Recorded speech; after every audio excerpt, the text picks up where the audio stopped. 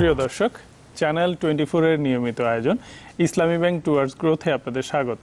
এই অনুষ্ঠানে আমরা কথা বলি সমসাময়িক অর্থনীতি ও ব্যবসা বাণিজ্যের নানা বিষয় নিয়ে। আপনাদের সাথে আছে আমি ফারুক মেহেদি, আর আজকের এই অনুষ্ঠানে অতিথি হিসেবে উপস্থিত রয়েছেন বাংলাদেশ গার্মেন্ট বাইং হাউস অ্যাসোসিয়েশনের সভাপতি কাজী ইফতেখার হোসেন। কাজী ইফতেখার হোসেন, আপনাকে স্বাগত আমাদের অনুষ্ঠানে। আপনাকে ধন্যবাদ। দর্শক, আজকে মূলত আমরা পোশাক খাত এবং এর আন্তর্জাতিক বাণিজ্য নিয়ে কথা বলবো। তার আগে চলুন আজকের অতিথিকে নিয়ে তৈরি একটি প্রতিবেদন দেখে নেই। দেশের অর্থনৈতিক উন্নয়নের সবচেয়ে বড় অবদান রাখছে তৈরি পোশাক শিল্প। মোট প্রবৃদ্ধির ৬ থেকে ৮ শতাংশই আসে এই খাত থেকে। গেল অর্থ বছরে রফতানি আয় ছাড়িয়েছে ৩,৪০০ কোটি মার্কিন ডলার। এর মধ্যে ২,৮০০ কোটি মার্কিন ডলারই আয় হয়েছে তৈরি পোশাক খাত থেকে।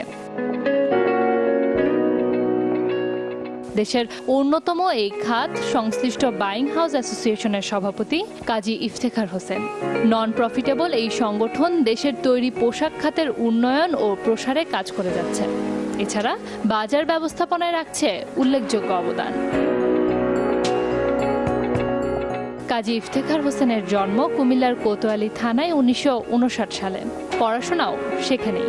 এসএসসি পাশ করেন কুমিল্লা জিলা স্কুল থেকে এবং এইচএসসি ও বিকম সম্পন্ন করেন ভিক্টোরিয়া কলেজ থেকে। পোশাক খাতে তার পদচারণা ১৯৮৩ সালে মাহবুব কর্পোরেশনের মাধ্যমে। এটি ছিল বাংলাদেশে বিনিয়োগকারী প্রথম মার্কিন কোম্পানি। পিপি জিন্সেও কর্মরত ছিলেন কিছুদিন। এরপর ১৯৯৩ সালে নিজেই শুরু করেন গার্মেন্টস ব্যবসা। কাজ করেন জার্মান ইন্ডাস্ট্রি ডটেক্সের সাথে। এছাড়া ইউরোপের বিভিন্ন দেশের বিভিন্ন কোম্পানির সাথেও কাজ করেন এই উদ্যোক্তা।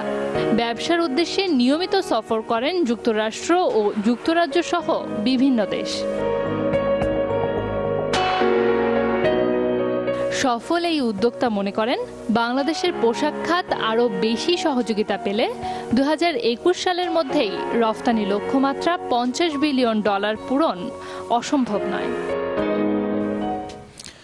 কাজী ইফতেখার, আমরা দেখলাম যে আপনি বাংলাদেশের যে সবচেয়ে বড় পোশাক খাত, যেটা বাংলাদেশের অর্থনীতির মেরুদণ্ড বলা হয় অনেক ক্ষেত্রে, তো সেই খাতে আছেন এবং এর বাজার বিস্তার নিয়ে কাজ করছেন, আন্তর্জাতিক বাণিজ্য প্রসারে কাজ করছেন। তো আমরা যদি জানতে চাই যে আপনি এই যে বাণিজ্য, কেউ উৎপাদক হচ্ছে, কেউ বাজার প্রসার করার ক্ষেত্রে কাজ করছে, আপনি কিভাবে জড়ালেন এই ব্যবসায়?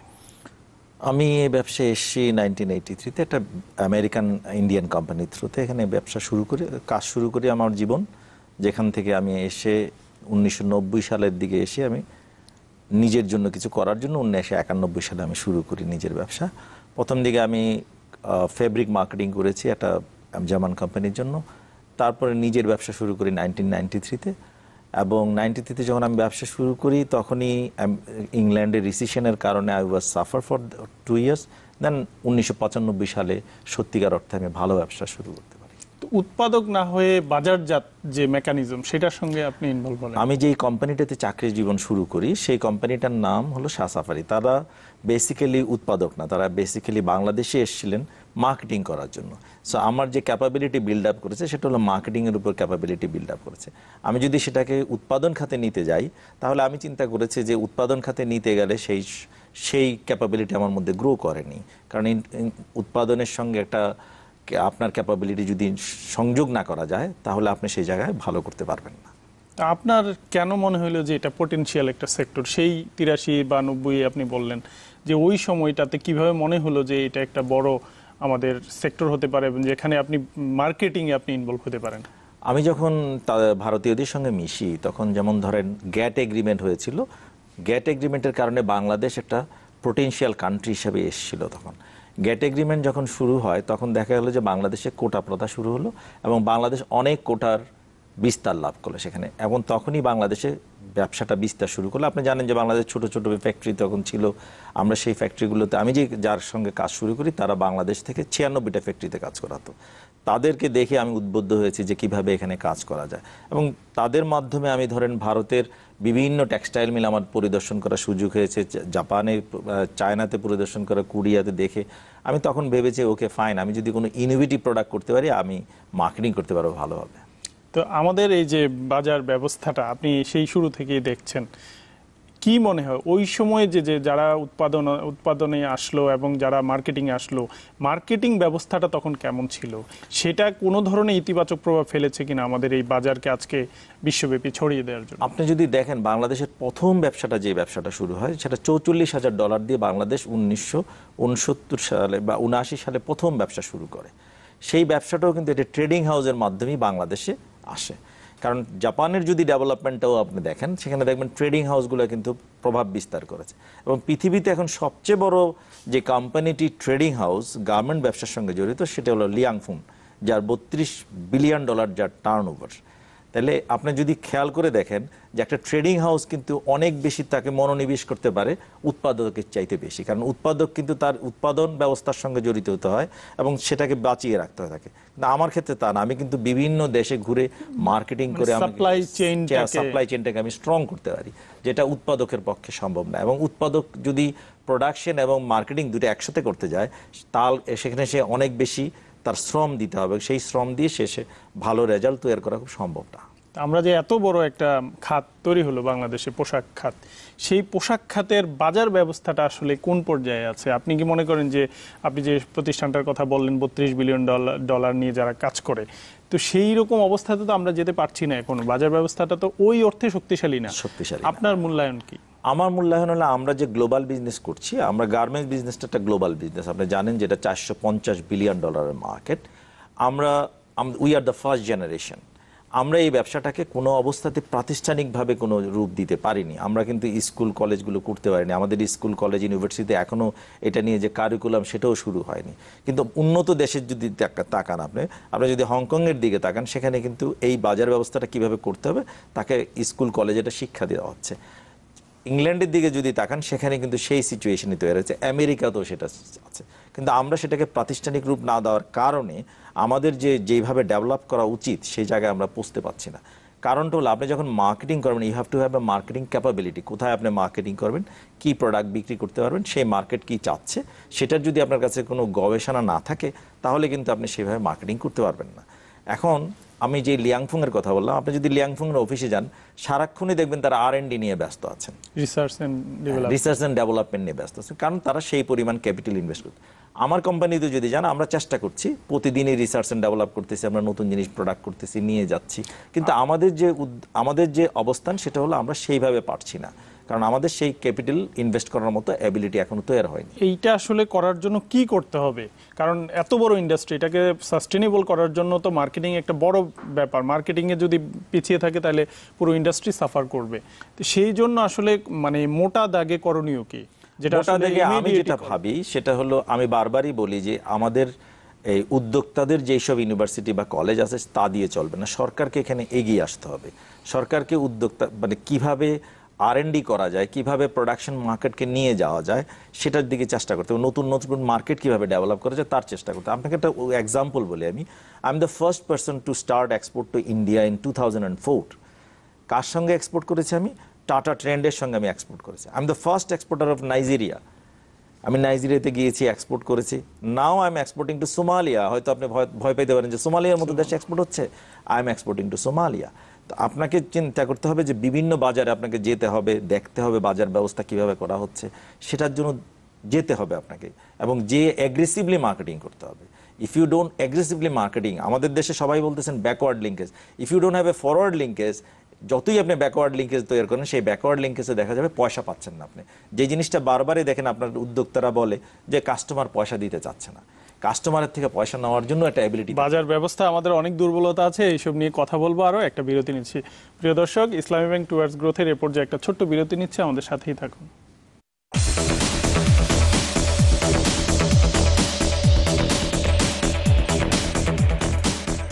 বিরতির পর আবারও স্বাগত। দেখছেন ইসলামী ব্যাংক টুয়ার্ডস গ্রোথ, সাথে আছেন বাংলাদেশ গার্মেন্ট বাইং হাউস অ্যাসোসিয়েশনের সভাপতি কাজী ইফতেখার হোসেন। কাজী ইফতেখার, আমরা কথা বলছিলাম এই যে বাংলাদেশের বাজার ব্যবস্থা পোশাক খাতের, যেটাকে আসলে আমরা টেকসই করার কথা বলছি। তা আমরা এইটুকু জানতে চাই আর কি, যে আপনারা যে বাজার, আমাদের যে পণ্যটা বিদেশে যাচ্ছে, ইউরোপ যাচ্ছে, আমেরিকা যাচ্ছে, আরও যে বাজারগুলোর কথা বললেন, এই প্রক্রিয়াটা কিভাবে আপনারা সম্পন্ন করেন, বা এই যে বায়ারদের সাথে সংযোগটা কিভাবে তৈরি হয়? আমরা ধরেন বিভিন্ন মেলাতে যাই, মেলাতে যে আমাদের প্রদর্শনী করি, সেটা দেখাই। আমি যেভাবে মার্কেটিং করি, আমি আমার মার্কেটিংটাকে ওই দেশের যে চেম্বারগুলো আছে, ওই দেশের যারা এই টেক্সটাইল বিজনেসের সাথে জড়িত, তাদের সঙ্গে যোগাযোগ করি, তাদের সঙ্গে যোগাযোগ করে কে কি মাল খরিদ করবেন সেটার ব্যবস্থা করি। এবং আমার ক্ষেত্রে যে জিনিসটা দেখা যায়, আমি যেভাবে ব্যবসা চিন্তা করি, যেমন ধরেন পৃথিবীতে কয়েকটা পয়েন্টে ফ্যাশন প্রোডাক্ট তৈরি করা হয়। যেমন অক্সফোর্ড স্ট্রিট নামে একটা স্ট্রিট আছে লন্ডনে, যেটা ফ্যাশনের জন্য বিরাট মার্কেট। তেমনিভাবে মিলানে কিছু জায়গা আছে, ফ্রান্সে কিছু সানজালেভিজ অ্যাভিনিউ নামে একটা জায়গা আছে, তেমনিভাবে লস অ্যাঞ্জেলস হলো আমেরিকার জন্য বেস্ট প্লেসেস।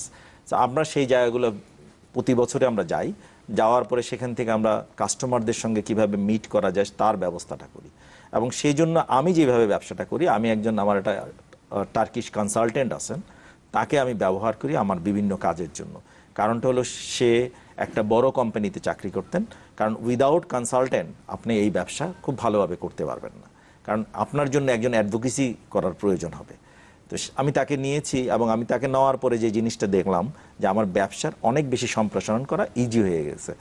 আমাদের দেশে যে সমস্যাটা দেখা দিয়েছে, আমরা যারা ফরওয়ার্ড বিজনেস করতেছি, কেউই কিন্তু ইনভেস্টমেন্ট করার জন্য ব্যস্ত না।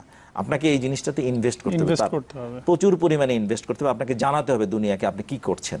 আপনাকে কিছুক্ষণ আগে আমি অফলাইনে বলতেছিলাম যে আমাদের এখানে এসইউর কোনো ব্যবস্থা নেই। আপনার কোম্পানিকে আপনি আপলিফ্ট করবেন, সেই জিনিসটা করার জন্য আপনাকে জানতে হবে কিভাবে আপলিফ্ট করবেন আপনাকে। আমরা এটা জেনেছি কিভাবে, আমরা কিছুদিন আগে গত বছর আমরা একটা আমেরিকান কোম্পানির সঙ্গে জয়েন্ট ভেঞ্চার এই কাজটা শুরু করেছি। করতে গিয়ে দেখলাম যে বাংলাদেশে এসইউর জন্য কোনো লুক আমি পাচ্ছি না। আমাকে এখন ইন্ডিয়ার সাহায্য নিতে হচ্ছে আমার কোম্পানিকে ঠিক আপলিফ্ট করার জন্য। এই যে ব্যবস্থাটা, সেই ব্যবস্থাটা আমরা অনেক দুর্বল। আমাকে মনে করতে হবে, আমি যেটা বুঝি সেটা হলো এই জিনিসগুলোকে আপনাকে প্রাতিষ্ঠানিক রূপ দিতে হবে, দিয়ে কাজ করতে হবে। আপনারা তো বাইং হাউস যে অ্যাসোসিয়েশন আছেন, আপনারা তো প্রায় 400-র উপরে সদস্য আছেন, আপনারা কি করছেন এই ব্যাপারে? আপনাদেরও তো একটা ভূমিকা রাখার ব্যাপার আছে, যে আপনারা যেহেতু এই সাইড দেখছেন বাজার ব্যবস্থাপনা, এই জন্য এটাকে প্রাতিষ্ঠানিক রূপ দেওয়ার জন্য আপনারা কি করছেন? আমরা কিছুদিন আগে একটা নিজেদের মধ্যে আলোচনা করেছি। আমরা যে জিনিসটা এখন নতুনভাবে করতে চাচ্ছি, আমরা পৃথিবীর জার্মান এবং একটা ইংল্যান্ড কোম্পানিকে বাংলাদেশে বাইং হাউসগুলোকে ফাইন্যান্স করার জন্য একটা ব্যবস্থা নিচ্ছি আমরা, যে তোমরা বায়ারের কাছে আমরা এলসির জন্য আর কোনোদিন যাব না, তোমরা আমাদেরকে আমাদের কাজের বিপরীতে তোমরা ফাইন্যান্স করবে, যাতে করে আমরা বাংলাদেশের থেকে মাল খরিদ করে কাস্টমারের গোড় দূরায় পৌঁছে দিতে পারি, এবং তারপরে তার থেকে পয়সা দেব। এবং তারা আমাদের সঙ্গে এগ্রি করেছে, আগে পণ্য পৌঁছে দেবেন, তারপরে আমরা তাদের থেকে পেমেন্ট নেব। এটাতে হয় কি, আমার প্রতি অনেক কনফিডেন্স বেড়ে যায় কাস্টমারের, যে না আমার কোনো ইনভেস্টমেন্ট লাগছে না, কিছুই লাগছে না, হ্যাসেল নিতে হচ্ছে না, এবং তার যে মানসিকভাবে সে প্রস্তুত থাকতে পারতেছে, তার মালটা সে পাবে। আমরা সেই উদ্যোগটা গ্রহণ করেছি এখন, এবং আমরা দুইটা কোম্পানি, একটা ব্রিটিশ কোম্পানি, একটা জার্মান কোম্পানিকে আমাদের সঙ্গে ইনভলভ করেছি এই কাজটা করার জন্য, আমাদের অ্যাসোসিয়েশনের মেম্বারদেরকে মার্কেটিং করার ব্যবস্থা করা যায়। ইভেন আপনাকে জানাচ্ছি আমি যে আমাদের সেই কোম্পানিটা আমাদেরকে রাশিয়াতে ইনভেস্ট করার জন্য ব্যবস্থা করছে, যেখানে রাশিয়াতে ব্যাংকিং খুব প্রবলেম আপনারা জানেন। তারপরে আমরা তাদেরকে এগ্রি করিয়েছি যে তোমরা রাশিয়াতেও আমাদের সঙ্গে ইনভেস্ট করো। খুবই ভালো খবর। কিন্তু এমনিতে বর্তমানে পোশাক শিল্পের যে বাজারটা কিরকম? আমরা তো আমাদের পুরনো বাজার আছে, আমেরিকা আমাদের শীর্ষ বাজার, ইউরোপ আমাদের বড় বাজার, এর পাশাপাশি অন্য নতুন বাজারগুলোর কি অবস্থা? আমাদের বাজার যে এক্সিস্টিং বাজার আছে, সেই বাজারগুলোর কি অবস্থা? এগুলো কি সম্প্রসারিত হচ্ছে না সংকুচিত হচ্ছে? আর নতুন বাজারের ক্ষেত্রে আমাদের কি অবস্থা? আমাদের এই মুহূর্তে যেটা সমস্যা, সেটা হলো ধরেন আমেরিকাতে আপনি জানেন মনে হয় রিটেল সেল 3.4% ফল করেছে গত মাসে। ইউরোপও সেই ব্রেক্সিটের কারণে ইউরোপেও সেই অবস্থায় আছে। আমাদের জন্য নতুন বাজার যেটা জাপান, আমাদের জন্য একটা ভালো বাজার হয়ে আছে, এবং আমরা ভালো এক্সপোর্ট করতেছি সেখানে। এবং চায়নাতে আমাদের এক্সপোর্ট গ্রোথ বেড়েছে এই বছর, এবং ভারতে আমাদের গ্রোথ বাড়ছে না, কারণ ভারত নিজে ম্যানুফ্যাকচার, এবং বিভিন্ন বাধার কারণে, শুল্ক বাধার কারণে ভারতে আমরা ভালোভাবে এক্সপোর্ট করতে পারছি না। কিন্তু পাশাপাশি আমরা আফ্রিকান মার্কেটে আমাদের জন্য একটা দুয়ার খুলে যাচ্ছে, কারণ আফ্রিকাতে নাইজেরিয়া এবং south Africa is a big market for us, এবং আমরা সেখানে পেনিট্রেট করতেছি। এবং আমাদের সরকার আমাদের জন্য যে জিনিসটা ভালো করেছেন, তারা 3% আমাদেরকে ইনসেন্টিভ দিচ্ছেন নন ট্রেডিশনাল মার্কেটে যাওয়ার জন্য, নতুন বাজারে যাওয়ার জন্য। সেই ক্ষেত্রে দেখা যাচ্ছে আমাদের জন্য আফ্রিকা একটা ভালো মার্কেট, কারণ আফ্রিকাতে বিশাল গার্মেন্টসের ডিমান্ড আছে, কিন্তু সেখানে আমাদের উদ্যোক্তারা এখনো সেইভাবে যে পৌঁছে নাই, সাউথ আফ্রিকা এবং কয়েকটা দেশ ছাড়া। তা আমরা সেখানে চেষ্টা করতেছি মার্কেটিং করার জন্য, কারণ পাশাপাশি যদি আমরা ইউরোপের বাইরে এবং ট্রেডিশনাল মার্কেটের বাইরে না যাই, তাহলে আমাদের এই মানে ব্যবসাটাকে টেকসই করার জন্য সাস্টেইন করানোর জন্য প্রবলেম হবে। আমেরিকাতে কেন ফল করছে বাজার? আমেরিকাতে এই মুহূর্তে তো ইলেকশনের একটা সমস্যা আছেই, পাশাপাশি আমেরিকার economy is not that much of strong, যেই কারণে আমেরিকান ইকোনমিতে প্রবলেম হচ্ছে। এবং পাশাপাশি ধরেন সারা দুনিয়াতে এখন যে যুদ্ধবিধ্বস্ত অবস্থা, সেই যুদ্ধবিধ্বস্ত অবস্থার কারণে আমেরিকাতে মার্কেটটাকে সংকুচিত হচ্ছে মার্কেট, এবং রিটেল মার্কেট এই মুহূর্তে 3.8%-এর মতো কমে গেছে। ব্রেক্সিটের ফলে আমাদের ইউকেতে কি হবে, আর ইউরোপীয় ইউনিয়ন অন্য দেশগুলোতে কি হবে? ব্রেক্সিটের কারণে আমাদের ইংল্যান্ডের মার্কেটে অলরেডি আমাদের মার্কেট ফল করেছে ব্রেক্সিটের কারণে। কারণ আপনি জানেন ব্রেক্সিটের পূর্বে পাউন্ডের সাথে ডলারের যে এক্সচেঞ্জ রেট ছিল সেটা ছিল 1.65, সেটা নেমে চলে আসছে 1.32-তে। তাতে রিটেলাররা ভীষণভাবে প্রেসারে আছে প্রাইসিংয়ের দিক থেকে। আর তেমনিভাবে ব্রেক্সিটের বাইরে যারা আছেন ইউরোপিয়ান ইউনিয়নও সেইভাবে প্রেসারে আছেন, কারণ আপনার ইউরোর প্রাইস ফল করছে।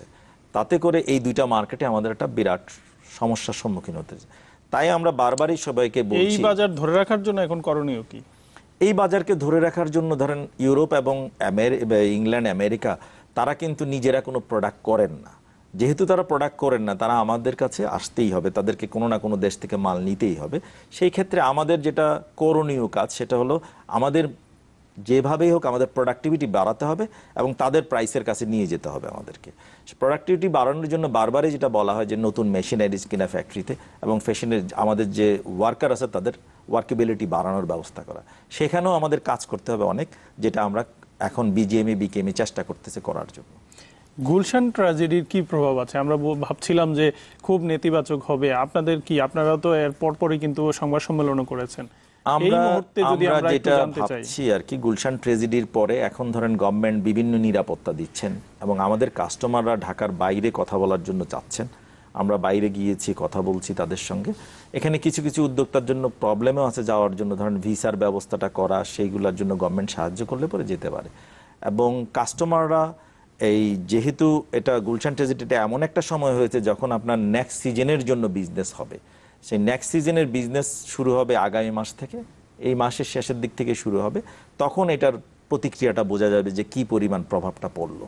এমনিতে ধরেন যে ইমেজ একটা বড় ব্যাপার ব্যবসার ক্ষেত্রে, ইমেজ ধরে রাখার জন্য বা এটা যে বড় কোনো প্রবলেম না, এটা যে একটা আন্তর্জাতিক ফেনোমেনা, সেটা বোঝাতে বায়ারদেরকে আপনারা কি করছেন? আমরা বায়ারদেরকে ধরেন এইটা শুধু না, তো আমাদের দেশে হরতাল, অবরোধ, অনেক কিছু হয়েছে আপনি জানেন, তার মধ্যেও কিন্তু আমাদের এক্সপোর্ট গ্রোথ হয়েছে, হয় নাই তাই না, গ্রোথ তো ঠিকই ছিল, সুখ ছিল। সেটা হলো আমরা বারবারই কাস্টমারকে বলতে চাচ্ছি, নেগেটিভ কথা বলে কাস্টমারের সঙ্গে আমি ব্যবসা করতে পারি না, আমাকে পজিটিভ কথাই বলতে হয়। সেখানে আমরা বলছি যে গুলশান ট্র্যাজেডি যেটা আছে, এরকম সারা দুনিয়াতে এরকম হচ্ছে, ইন্ডিয়াতে হচ্ছে, আপনি দেখেছেন গতকালকে টার্কিতেও হয়েছে, তো সব জায়গায় হচ্ছে, এটা ফেনোমেনা অফ দ্য ওয়ার্ল্ড। তাই এটা নিয়ে তাদেরকে আমরা কোনো ভয় দেখিয়ে ব্যবসা করা যাবে না। আমরা তাদেরকে বলতেছি এটা নিয়ে তোমাদের চিন্তা করা উচিত না, তোমাদের যেটা দরকার সেটা হলো তোমাদের মাল পাওয়া দরকার, তোমাদের জিনিস পাওয়া দরকার, সেটা তোমরা সঠিক সময় কনফিডেন্সটা তাদেরকে ফিরিয়ে দেওয়া আর কি। কাজী ইফতেখার, আমরা আরো আলোচনা করব, আরেকটা বিরতি নিচ্ছি। প্রিয় দর্শক, ইসলামী ব্যাংক টুয়ার্ডস গ্রোথের এরপর যে আরেকটা বিরতি নিচ্ছি, আমাদের সাথেই থাকুন।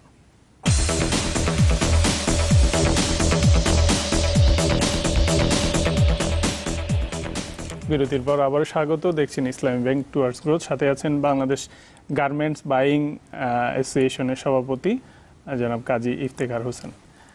কাজী ইফতেখার, আমরা বলছিলাম এই যে আমাদের বাজারকে সাস্টেনেবল করার ব্যাপারে, তো অ্যাকর্ড অ্যালায়েন্স যে ক্রেতা জোট আছে, তারা দেখলাম যে রানা প্লাজার ধসের পরে কিন্তু ব্যাপক কর্মকাণ্ড বাংলাদেশে চালিয়েছে এবং ওরা পরিদর্শন করেছে, কমপ্লায়েন্স ইস্যুতে পর্যবেক্ষণ করছে। এই বিষয়টাকে কিভাবে দেখছেন? দেখেন, অ্যাকর্ড অ্যালায়েন্স বাংলাদেশ ছাড়া আর কোথাও কিন্তু নেই। এটা আমরা যখন গ্রহণ করি তখন আমি যেটা মনে করি যে আমরা সঠিক সিদ্ধান্ত নেইনি। কারণটা হলো অ্যাকর্ড অ্যালায়েন্সের বাইরেও আমাদের সরকারের একটা ব্যবস্থা আছে। সরকার গুড গভর্নেন্স দিলে পরে কিন্তু এই ঘটনাগুলো ঘটার কোনো কারণ নেই। সরকার যদি দেখে যে বিল্ডিংটা সঠিকভাবে হচ্ছে কিনা, ইলেকট্রিফিকেশন সঠিকভাবে আছে কিনা, তাহলে সরকারের যদি ইন্সপেক্টররা দেখে, তাহলে এই অ্যাকর্ড এবং অ্যালায়েন্সের কোনো প্রয়োজন আমাদের এখানে নেই বলে আমি মনে করি। কিন্তু যেহেতু আমাদের সরকার সেই মুহূর্তে তাদের সঙ্গে এগ্রিমেন্ট করেছেন, তাই তারা এখানে আমাদের এই জিনিসগুলো দেখছেন। তারা বেসিক্যালি যে জিনিসটা বারবার দেখতে চাচ্ছেন যে আমাদের দেশে ইন্ডাস্ট্রি যেখানে হচ্ছে সেই ইন্ডাস্ট্রিটার বিল্ডিংটা সঠিক আছে কিনা, ইলেকট্রিফিকেশন সঠিক হচ্ছে কিনা, এবং তারা কিছু কিছু সাজেশন দিচ্ছেন বিভিন্ন দেশ থেকে বিভিন্ন জিনিস নিয়ে আসার জন্য। আমি একজন উদ্যোক্তা যারা আছেন, উদ্যোক্তা কোনোদিনই চায় না যে তার কোনো শ্রমিক আহত হোক, তার শ্রমিক মারা যাক, কেউ এটা কোনোদিনই চায় না। কোনো লোক কোনো কিছু খরিদ করে না যে তার এটা নষ্ট হওয়ার জন্য। এখানে আপনি দেখবেন যে এই যে রানা প্লাজার ধসের পিছনে কি মালিকের কোনো অবদান আছে? নিশ্চয়ই না। মালিক নিশ্চয়ই চায় না তার ওয়ার্কার এভাবে মরে যাক বা তার ইন্ডাস্ট্রি বন্ধ হয়ে যাক। তার অজ্ঞতার কারণে এই ঘটনাটা হয়তো ঘটতে পারে। না, বিল্ডিং কোড তো একটা ইম্পর্টেন্ট ব্যাপার। এখন বিল্ডিং কোড যেটা আছে, এক্সিস্টিং বিল্ডিং কোড, এখন সেটাকে চেঞ্জ করা হচ্ছে। এখন আমাদের বুয়েট এটা নিয়ে কাজ করতেছে, আইএলও কাজ করতেছে, কিন্তু ক্রেতা জোট যেটা বলা হয় সেটা কিন্তু ক্রেতাদের জোট কিনা আমি সেইভাবে ভাবি না। সেটা অ্যাকর্ড অ্যালায়েন্স যদি সেইভাবেই ভাবতো তাহলে অ্যাকর্ড অ্যালায়েন্স নিশ্চয়ই চায়নাতে যেত, অ্যাকর্ড অ্যালায়েন্স নিশ্চয়ই ভিয়েতনামে যেতেন, অ্যাকর্ড অ্যালায়েন্স নিশ্চয়ই ইন্ডিয়াতে যেতেন। আপনার কি মনে হয় ওদের বাজার, ওদের কমপ্লায়েন্স, বাংলাদেশের কমপ্লায়েন্সের যে পার্থক্যগুলো আপনার আমাদের কাস্টমারদের কিন্তু নিজস্ব কমপ্লায়েন্স আছে। আমাদের পার্শ্ববর্তী দেশ ভারতে গুজরাটে যখন মোদি সাহেব ক্ষমতায় ছিলেন, উনি কিন্তু একটা ইউনিফর্ম তার দেশের জন্য একটা ইউনিফর্ম কমপ্লায়েন্স সিস্টেম তৈরি করেছেন, বিল্ডিং কোড কি হবে না হবে। আমি মনে করি এটা আমাদের সরকারকে এই ব্যাপারে সঠিক একটা সিদ্ধান্ত নেওয়া উচিত এবং তাদের নিজস্ব একটা টিম থাকা উচিত বুয়েট আইএলওর সঙ্গে মিলে, যে বিল্ডিং কোড কি হবে, বিল্ডিং কি ধরনের হতে হবে, তার ওয়েট লোড কি নিতে পারবে, তার ইলেকট্রিসিটি কিভাবে হবে, সেগুলোর ব্যবস্থাটা সরকারকে। অ্যাকর্ড অ্যালায়েন্সের যে কর্মকাণ্ড, তাদের ফলে তো এক ধরনের পজিটিভ দিকও আছে, যে এই যে কারখানাগুলোর কোয়ালিটি ইমপ্রুভ করেছে, আপনার বায়ারদের যে কিছু শর্ত আছে সেইগুলো অনেকটা কমপ্লাই করছে, তাতে করে তো তার ইমপ্রুভ করছে। অ্যাকর্ড অ্যালায়েন্সের বাইরে আমি যেটা ভাবি সেটা হলো, দেখেন কাস্টমাররা বাংলাদেশ থেকে যেই মাল খরিদ করতেছেন তারা নিজেরা কি কোনো অবস্থাতে তাদের প্রিন্সিপাল ঠিক রাখেন? আপনি দেখেন buy one get one free তারা বলতেছেন, তাহলে কি সে তার প্রিন্সিপাল ঠিক রাখেন? সেটা কিন্তু রাখেন না। এখন অ্যাকর্ড অ্যালায়েন্স যে কথাটা আমাকে বলে আমার বিল্ডিং আমি কি ঠিক করব না? আমি কি চাইবো আমার শ্রমিক মারা যাক? আমি নিশ্চয়ই। তার মানে সরকারও এই কাজগুলো করতে পারে, কারণ আমি মনে করি থার্ড পার্টি এখানে ইনভলভ হওয়ার কোনো প্রয়োজন নেই। আমাদের সরকার, আমাদের বুয়েট, আমাদের নিজস্ব ম্যানেজমেন্ট দিয়ে এটা করা উচিত। এই কারণে এটা আমার ইন্ডাস্ট্রি, আমাকে আমার দিকটা দেখতে হবে আগে। আপনি অ্যাকর্ড অ্যালায়েন্স যদি আমার একটা বাজে কোনো কারণে আমার বিরুদ্ধে কোনো কথা বলে, সেটা আমাকে যে ক্ষতিগ্রস্ত করবে সেটার থেকে বেরিয়ে আসা কি আমার পক্ষে ইজি হবে তখন? তাই আমি মনে করি সরকারকে এখানে বিরাট ভূমিকা পালন করা উচিত। আমাদের এই যে প্রতিযোগিতার সক্ষমতা, আমরা অনেক সময় বলি যে ক্রেতাদেরকে মানে চাপ দেওয়া, দর কষাকষি, এর ফলে কি আসলে প্রতিযোগিতার সক্ষমতা অনেক ক্ষেত্রে ক্ষতি হয় কিনা? কারণ বিশ্ববাজার তো এটা, যেখানে ভালো প্রাইস পাবে সেখানেই যাবে ক্রেতারা। এটা এইভাবে দেখলে মূল্যায়ন করলে হবে না। আপনাকে দেখতে হবে যে আপনার যে প্রোডাকশন ক্যাপাসিটি আছে সেটা রাতারাতি কেউ কিন্তু বিল্ড আপ করতে পারবে না আরেক জায়গায়। আপনাকে আপনার সম্বন্ধে আপনার জ্ঞান থাকতে হবে যে আপনি কি প্রোডাক্ট করতে পারেন। আপনার যখন দেখা যায় যে আমরা যেই জিনিস প্রোডাক্ট করি, আমাদের সঙ্গে এখনও যেহেতু ভারত এবং পাকিস্তান তারা কিন্তু ডেনিম প্রোডাকশন অনেক স্ট্রং কান্ট্রি, কিন্তু আমাদের সঙ্গে কিন্তু প্রাইসিংয়ে তারা পারে না। তার কারণ হলো আমরা অনেক বেশি সক্ষম প্রোডাক্টিভিটির দিক থেকে তাদের চাইতে। তাহলে আমি যেটা ভাবি যে আমি যদি আমার প্রোডাক্টিভিটি, আমার কোয়ালিটি এবং আমার মার্কেটিং অ্যাবিলিটি থাকে, তাহলে আমার পক্ষে তাকে বিট করা কোনো অসম্ভব ব্যাপার না। আমাদের তো অনেক বড় শিল্প হয়েছে এটা। এই শিল্পের আপনি যে বলছিলেন শুধু আমাদের শ্রমিক আছে, আর সব কিছুই কিন্তু আমাদের ডিপেন্ড করতে হয়। অন্যান্য খাতগুলোতে আমরা কেন নজর দিচ্ছি না? সেইগুলো ডেভেলপ করতে আমাদের কি করা প্রয়োজন? এইগুলো তো ধরেন আপনি যেই ব্যবসাটা আজকে এই জায়গায় এসছে, সমস্তটাই প্রাইভেট সেক্টরের উদ্যোগে এসছে, সেটাও দেখেছেন। শুধু সরকারের পলিসি সাপোর্ট ছাড়া আর কিছু ব্যাপারে সরকার তেমন একটা কিছু আসেনি। আমার মনে হয় যদি এটাকে ভালোভাবে সাস্টেইন করতে হয়, তাহলে সরকারকে নতুনভাবে পলিসি সেট আপ করার জন্য এবং উদ্যোক্তাদের কি সমস্যা আছে সেটা নিয়ে আপনাকে কমিটি করতে হবে। আপনি দেখবেন সরকারের বিভিন্ন কমিটিতে কোনো উদ্যোক্তাকে আপনি খুঁজে পাবেন না। আমি আমার সমস্যাটার কথা বলার জন্য কোনো লোক কিন্তু নেই। আমার সমস্যাটার কথা চিন্তা করতেছেন ব্যুরোক্র্যাট, তাহলে তো নিশ্চয়ই উনি আমার সমস্যার সমাধান করতে পারবেন না। আমার সমস্যাটা যারা সমাধান করবেন তাদের সঙ্গে আমাকে আলোচনা করার ব্যবস্থা করতে হবে, তা না হলে এই সমস্যা থেকে বেরিয়ে আসা খুব কঠিন জিনিস। এইরকম একটা অবস্থার মধ্যে দিয়ে কিন্তু আমরা বলছি যে 2021 সালে $50 বিলিয়ন যে রপ্তানি লক্ষ্যমাত্রা, সেই প্রস্তুতি আছে কিনা আমাদের? আমি এই জায়গাটায় ইনফ্রাস্ট্রাকচারের আমাদের একটা বিশাল ঘাটতি আছে এখনো। আপনি জানেন যে আমাদের ইলেকট্রিসিটি প্রবলেম আছে, আমাদের চিটাগং হাইওয়ের একটা বিশাল সমস্যা আছে, পাশাপাশি আমাদের বন্দর সমস্যাটা বিরাট সমস্যা। কারণ আমাদের যদি $50 বিলিয়ন এক্সপোর্ট করতে হয়, আমাদের যেই বন্দর বর্তমানে সাস্টেইন করতেছে সেই বন্দর একটা ডাবল বন্দর আমাদের প্রয়োজন হবে। সেই জায়গায় আমাদেরকে অতি তাড়াতাড়ি সেই ব্যবস্থাটা না গ্রহণ করলে আমরা 2021 সালের মধ্যে $50 বিলিয়ন এক্সপোর্ট করা আমাদের জন্য কষ্টকর হয়ে যাবে। আমার যেটা ধারণা আর কি, যদি পায়রা বন্দরকে সেভাবে অ্যাক্টিভ না করা যায়, চিটং হাইওয়ের 4 লাইন যদি প্রপারলি কাজ না করে, তাহলে সেটা সম্ভব হবে না। পানগাঁও যে বন্দরটা চালু করা হলো কয়েক বছর হয়েছে, কিন্তু সেটাতে তো ব্যবসায়ীদের বা উদ্যোক্তাদের কোনো রেসপন্স আমরা ঠিকভাবে দেখি না। কারণটা কি? বলা হচ্ছিল যে হাইওয়ের যে Pressure আছে। জ্যামের যে ব্যাপারটা, চাপ পড়ে, সেইগুলো কিন্তু কমে আসতো। হ্যাঁ, পানগাঁও বন্দর উদ্বোধন করা হয়েছে। পানগাঁও বন্দর কিন্তু এখন পর্যন্ত সম্পূর্ণভাবে চালু হয়নি। যে পানগাঁও বন্দর দিয়ে যাবে মাল, সে আপনার মানে উদ্যোক্তাদের এক ধরনের অনাগ্রহ। কারণটা কি? উদ্যোক্তাদের অনগ্রহ না, যদি 2টা করে জাহাজ প্রতি সপ্তাহে আসে তাহলে উদ্যোক্তা কি করবে? উদ্যোক্তার তো ডেলিভারি টাইমিং খুব লিমিটেড, কারণ আমি টাইম বাউন্ড বিজনেস করি। আমার পক্ষে সম্ভব না কবে পানগাঁয়ে জাহাজ আসবে তার মধ্যে আমি ট্রাক উঠাবো। আমি চিন্তা করি যে আমাকে যেভাবেই হোক 24 ঘন্টার মধ্যে চিটং পৌঁছতে হবে, কারণ আমাদের দেশে অনেক সমস্যা আছে। আপনি জানেন যে আমাদের দেশে ইলেকট্রিসিটি, কোয়ালিটি ইলেকট্রিসিটি হয় না। আমাদের দেশে যে কোনো সময় দেখা যাচ্ছে ইলেকট্রিসিটি আপস অ্যান্ড ডাউন হচ্ছে, সেটার জন্য আমার প্রোডাক্টিভিটিতে ক্ষতি হয়। অনেক সময় প্রোডাকশন করার সময় দেখা গেল যে আমাদের যে ডাইং ফ্যাক্টরি আছে, ইলেকট্রিসিটি আপস অ্যান্ড ডাউন হলে পরে তার প্রোডাকশন নষ্ট হয়ে যায়। সেগুলোকে আমাদের মাথায় রাখতে হয়। রেখে আমাদের দেখা যায় যে এমন তড়িঘড়ি করে চিটং পোর্টে মাল পাঠাতে হয়, তখন পানগাঁর সমস্যা চিন্তা করার সময় থাকে না আমার হাতে। তাই পানগাঁতে যদি সঠিকভাবে করতে হয়, তাহলে প্রতিদিন একটা করে ফিডার ভেসেল পানগাঁয় থাকতে হবে। তা না হলে পানগাঁ থেকে তার মানে এই যে আমাদের যে $50 বিলিয়ন যে রপ্তানি লক্ষ্য, এটা অর্জন করতে হলে আমাদের এই চ্যালেঞ্জগুলো মোকাবেলা করতে হবে। কাজী ইফতেখার হোসেন, আপনাকে অসংখ্য ধন্যবাদ আমাদের স্টুডিওতে এসে সময় দেওয়ার জন্য। প্রিয় দর্শক, শেষ করব ইসলামী ব্যাংক টুয়ার্ডস গ্রোথ। দেখা হবে আগামী পর্বে, হয়তো অন্য কোনো অতিথির সাথে। সে পর্যন্ত ভালো থাকুন, সুস্থ থাকুন।